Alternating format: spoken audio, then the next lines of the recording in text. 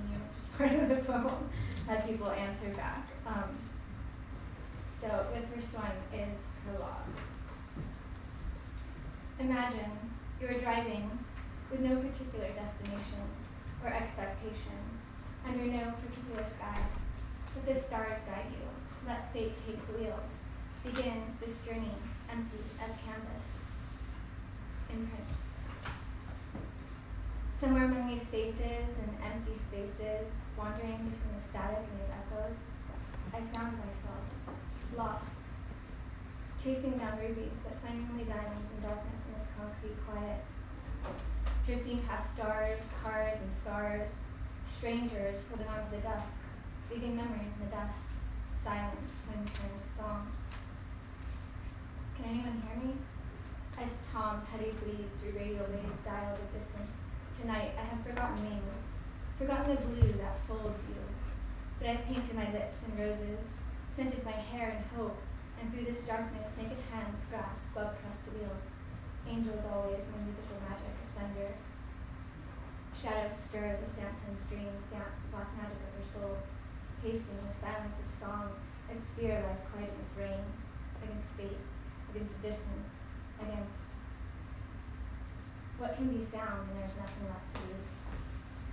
With a kiss pressed lips to darkness, I am hushed to broken silhouettes, setting the mirror into blurred reflections, staring back, set free to sing with the yellow bird, barely breathing, arms open and empty, behind a cold, foggy pain, a breath like quiet of heavy secrets, only winged hearts can fathom. Impressions of tide swept footprints on the windowed September shore, imprints of sound beneath silence, brush like memory upon auburn sands, imprints of lies laid in stone, burning flame to ash.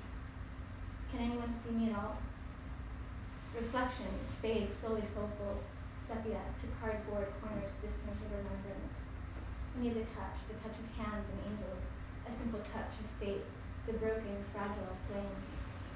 Somewhere among these spaces and empty spaces, wandering between the static and these echoes, I found myself made of glass.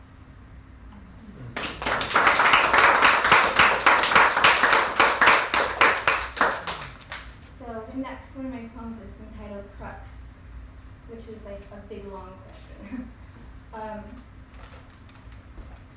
Crux. Why, when holding back the fray of our unraveling, sculpted out of quiet dust, trembling skyward for impatient rhythmic breaths. In unison, a curious soul-shine radiance, curling into the touch of angels with eyes tired against the weight of all timid graces. Why pale such beauty with hollow words, said or unsaid, for only a fleeting cause for dance in the shallow depths of my every waking imagining? Why might I still find, among tears you never knew I shed, a voice now broken, all of shattered glass and torn silences, a voice restrained, though still echoing songs of an ocean's gentle unsleeping, and find again upon this pillow the frailty of all lost hope? Why was sacrifice not enough when the skies of my private heaven are battered, broken, and recur in the cries? When cathedrals built of constellations crumble under the measure of my mere reflection, and stars, too frail to shine, fall to ruby dust at my feet and I'm washed of raindrops I can no longer feel. Why, when my heart was folded and placed in your hands, written a word and burned as pyre, have I not yet come undone?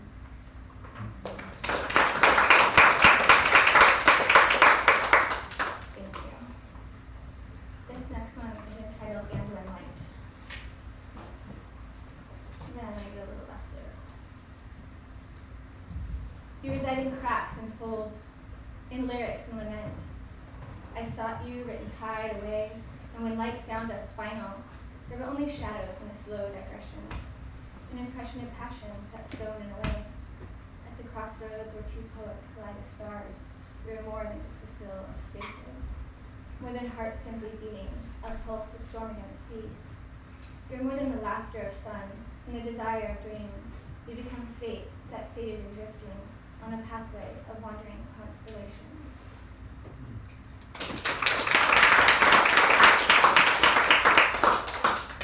Thank you. I was in a bar with a friend of mine who was supposed to be here tonight, and I said I had to leave, and he started singing to me. I think there's some unwritten law about women leaving when men are singing to you in a bar. So I wrote this one. It's called A Cappella. There's a page I continue to turn to where the Southern Pacific marine layer dissipates over a valley horizon. Angels are imagined, but fall hard despite such hopeful wings. There's eye contact over whiskey and wine, a cappella rendition of a song few have heard. Time releases a universal pause. Music is made, art adored, and poetry perceived in an empty glass in a lacquered oak bar. He knows the exact shade of her eyes, she his.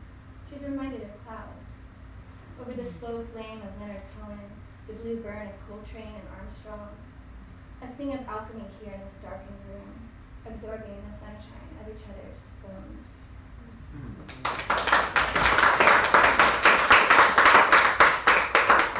Thank you.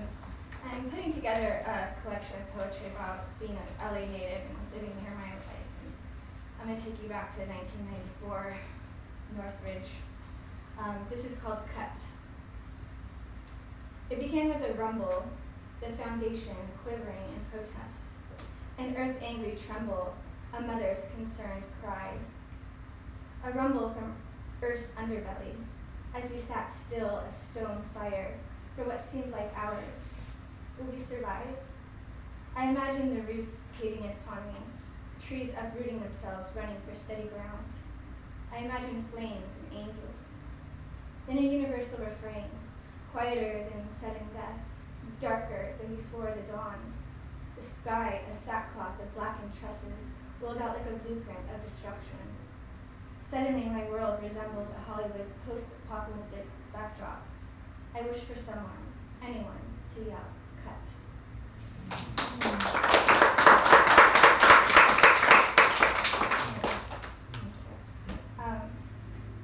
The next one I'm going to read is inspired by a visit to the Hollywood Forever Cemetery.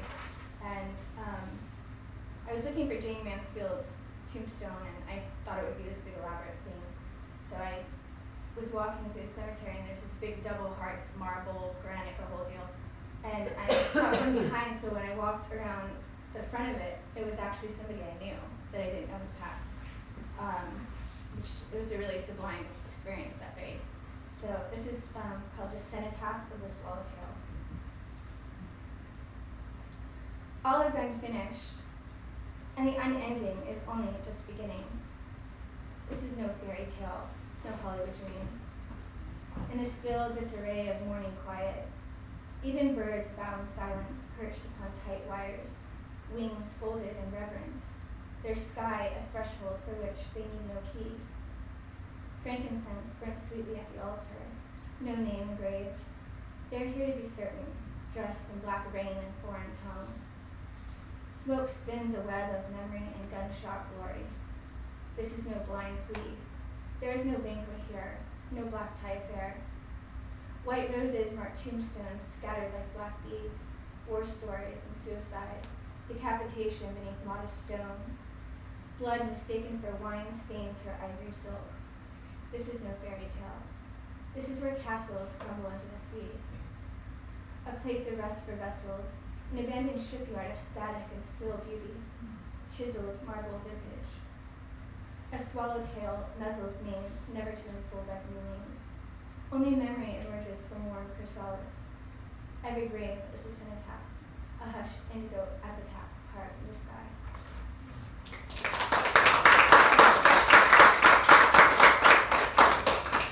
I have the amazing privilege of being included in this Aniacin tribute anthology. So I'm going to read my poem, Impressions of Exotic Fruit, which is included in here. There's a lot of great work in here.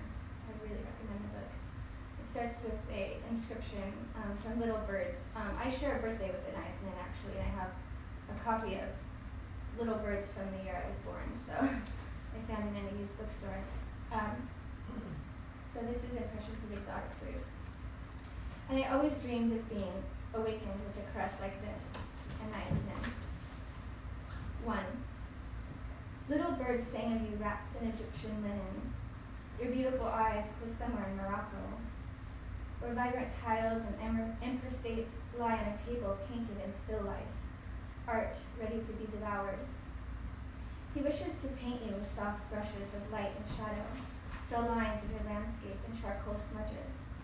I am dying, he says, and I want to love every woman within reach while there is still time. Embrace her flaws, hold silent her scent, captive within dream. Paint her soul, which remains a pale sketch in colorless dream. Use blue ink to capture her words left unsaid, where her story remains unfinished as bone. Love is never simple. It shouldn't be, and I'm dying, he says. And a woman deserves to be loved as I desire to love, without consequence. Warmed by whiskey, tender rosy peaks emerge from beneath a silk shawl, where you are a song in the hush of taboo, voodoo of womanhood, mistress of madness and passion, a crimson caress. 2. The future is written upon your palm. Turn over your slender wrist. Poets are born sharing your peculiar Piscean moon. They will read your words, absorb your bravery and eyes. Words which leave you hungry, sinful, transfixed beneath the February moon. We will forever dream of forbidden green apples, sublime adornment of kisses or stones, love in rich hues of scarlet, emerald, indigo, and bask in eternal damnation for sake of passion. We shall dress in silk robes, painting our skin red and unapologetic, sway in starscapes of your song, belly dance beneath beautiful moonlit scars, and you'll remain immortal as Sparrow's lyrical sketch. I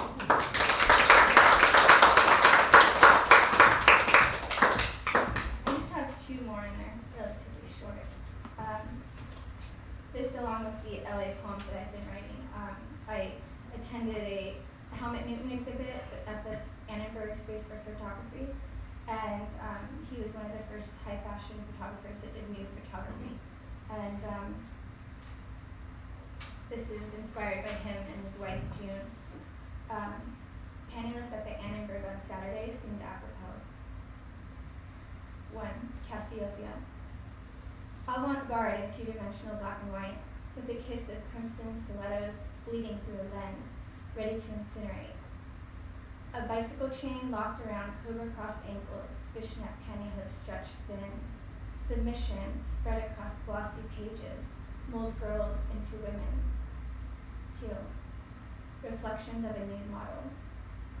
Gazing at almost perfection is staring down the barrel of a loaded .38 special. A loaded .38 special is gazing at almost perfection, wishing to be orchid or child again. 3. Luminous transfixion. She speaks in tongues without uttering a single word. Language is in the eyes, the anatomical makeup of illusionary grandeur. In her musical movement, which stages a sun as a hot lamp, just long enough to expose luminosity. Did June ever wonder who Helmut imagined when he was inside her?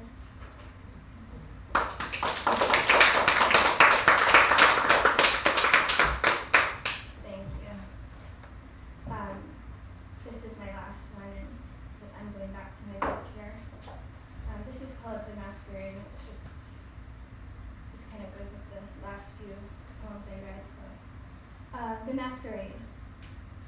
A painted-faced dame curtained in curls of smoke, a lighted cigarette creating her own alluring ambiance.